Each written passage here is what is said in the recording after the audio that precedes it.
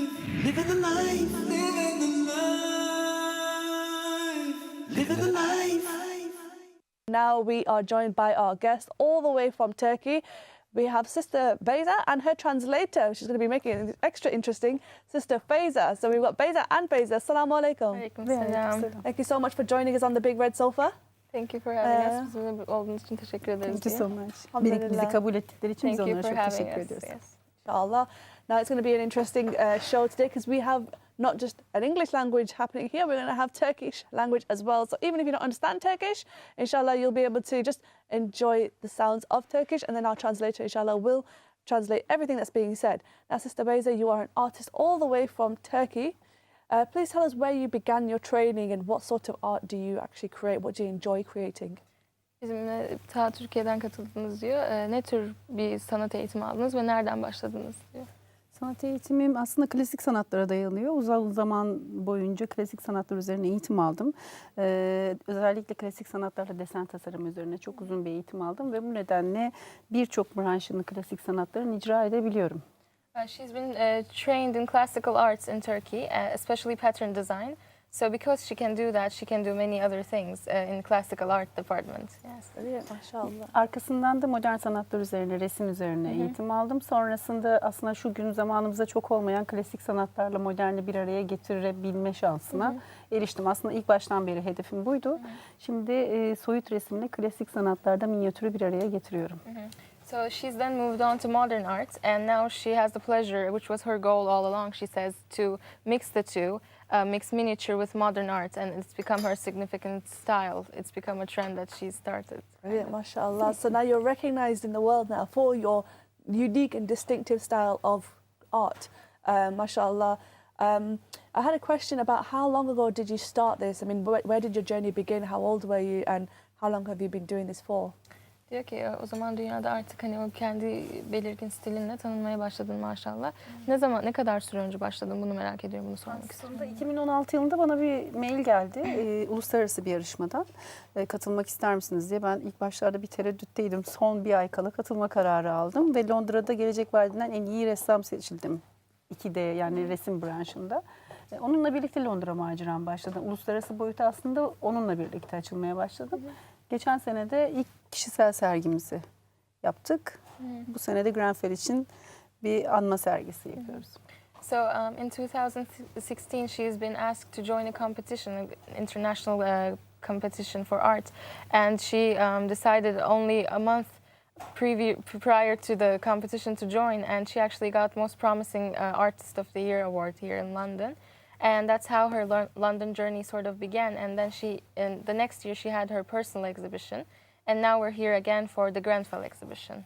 Amazing, mashallah. Now, on that point, of course, you were moved by the Grenfell disaster, and you wanted to portray works that really, expressed how you felt about that. So you were here in terms of like your artwork and supporting the Grenfell Memorial. Can you tell us a little bit more about what your artwork was like for this particular event, and also how was the response to that? Diyor tabii hani Grenfell'den etkilendiğiniz için geldiniz, neler hissettiniz? Grenfell için yaptığınız sanat tam olarak nasıldı ve insanların ona tepkisi nasıl oldu diyor. Ben aslında geçen sene kişisel sergim için geldiğimde tabii ki biz haberlerden Türkiye'de basında biliyorduk ama çok yeniydi olay. Ağustos ayında açmıştım geçen seneki sergimi ve Almanar Müslim Center'ın başındaki Abdurrahman Bey çok yakın olduğu için bana gezdirdi. Yakinen gezmek çok daha farklı, çok daha farklı şeyler hissettiriyor. Bir şeyler yapmak istedim. Bir ressam olarak yapabileceğim tek şey resimle, elimden gelen tek şey resimle yapmaktı. Sonra devam edeyim, sen çevir. She says that when she came for her personal exhibition, that was only a month after the Grenfell incident. And Brother Abdurrahman from the Almanar Cultural Heritage Center, he actually took her to see the place. And that's what actually moved her. And even though she was aware of the situation in Turkey, to see it for one's own self is different. So she then decided to do the Grenfell exhibition. Yes. Mashallah. And what was the community response like? I mean, I'm sure that the emotions are quite high on the day anyway, but then to see that expressed in an art form is always so much more different than speeches are brilliant, alhamdulillah, they do convey a lot, but sometimes a picture conveys a really, really strong message far more than a speech can. So how was it received by the community? Tabii o gün de duygulanmışsınızdır ama insanlar acaba gelenler nasıl tepki verdiler? Hani konuşmak farklı bir şey oluyor ama bir resimde görünce bazen çok daha farklı bir etki yaratabiliyor. İnsanlar neler hissetti, neler söylediler diye. Resimlerde genel olarak biz soyut resim, yani çok fazla bireylerin şahsi resimlerini yapmamayı tercih ettim. Çünkü acılarını daha da fazla tekrar tazeleştirmemek için bir ya da iki tane mağdur resimleri vardı ve onlar da oradaydılar. Mesela ikimiz de unutamıyoruz, bir tane akrabası olan yakınını kaybetmiş çocuğumuz o gece uyuyamamış. Yani biz de elimizden geldiğince o nedenle soyut resimler yapmaya çalıştık ve çok güzel tepkiler aldık, çok memnun oldular. Güzel bir zaman dilimi geçirdik, mağdurlarla birlikte açılışımızı yaptık. Güzeldi. So she decided to stick with a more abstract style, and it's her style anyway. So in order not to re-traumatize the people with very striking imagery. So there's a less realistic, less human-like, but more abstract images. Even one picture that had sort of the portraits of someone that a child who came to the exhibition knew. And we can't forget about this. He couldn't sleep that night because he saw him and he really misses this friend that he had. So the feedbacks were good. People were really happy that we did this. They were, we had a good time with the victims who came and they got emotional, but it was good to commemorate with them. Birlikte şimdi devamında da bir şeyler yapmayı düşünüyoruz. Talepler var farklı şekilde gene Grenfell Community'de üyeleriyle. Güzel bir başlangıç oldu onlar için de. Çünkü hani bu şekilde düşünülmüş bir hazırlık yokmuş anladığım kadarıyla. Güzel oldu. Yine bir birlikteliğe sebep olduk açıkçası.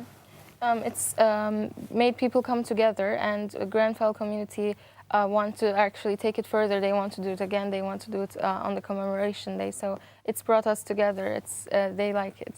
Alhamdulillah, I can just imagine though that it's very cathartic to, especially with a situation like that where the entire community is completely affected, to have someone all the way from Turkey come and produce these artworks in memory of of what has happened. It's recognizing that it did happen and that people outside in the world remember. And I think it's quite important for people who have obviously suffered and who've lost that someone else cares.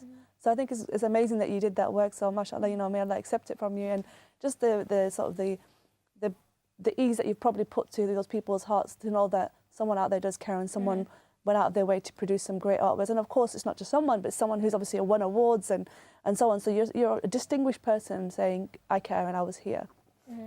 Tabii diyor, onlar için hani ta Türkiye'den gelmiş olmanız da önemli. Çünkü hani kendi içlerinde yapmaları farklı ama hani uzaktan birileri, dışarıdan birileri de bizi umursuyor, bizim için geldi ve tabii ki hani herhangi biri de değil, böyle ödüller kazanan biri. Hani onun da önemli şey olması lazım. Maşallah, iyi ki böyle bir şey yaptınız diyor. Biz yapmaya karar verdiğimizde tabii ki haberdardık aslında hani trajediden ama sonrasında çok araştırma yaptım. Canlı yayınlar, işte şimdi Facebook, Instagram, farklı sosyal medyalar var. Mağdurların çektiği çok fazlaca video vardı. Biz uzaktan bir şeyleri haberdar olduğumuzda aslında hissettiğimizi zannediyoruz ama işin içine girmek çok farklı bir şey. Ben işin içine girmiş birisi dahi olmayaraktan sadece çektiğim videoları, yani izlediğim videolarda bile bir zamandan sonra izleyemeyip sadece resimleri soyut yapabilir hale geldim. Çünkü gerçekten çok üzücü bir şey.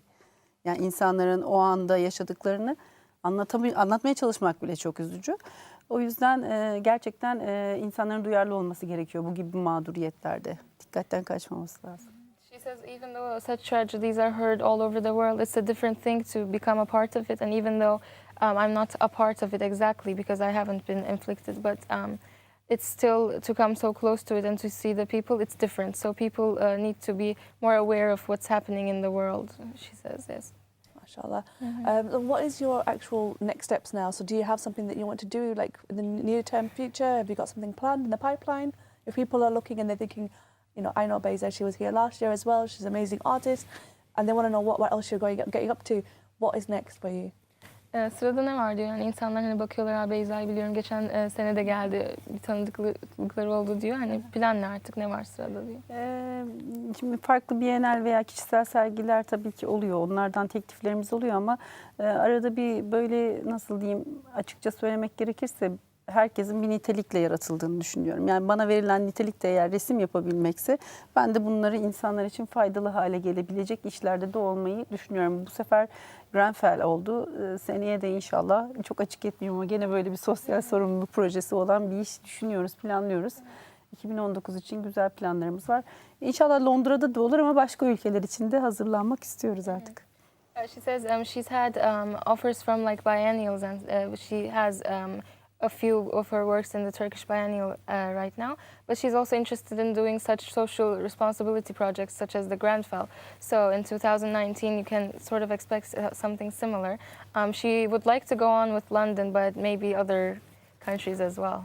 Yeah. Inshallah, we wish you the very best in that, inshallah. Now, Zarka, can I ask you to do the honours and maybe serve some up for our guests? Okay. So, Thank you very much. Thank you. Do a bit of mehman nawazi with the guests by giving them their food first. soon it will be Ramadan and we won't be able to do a sadhya that's yours. Thank you.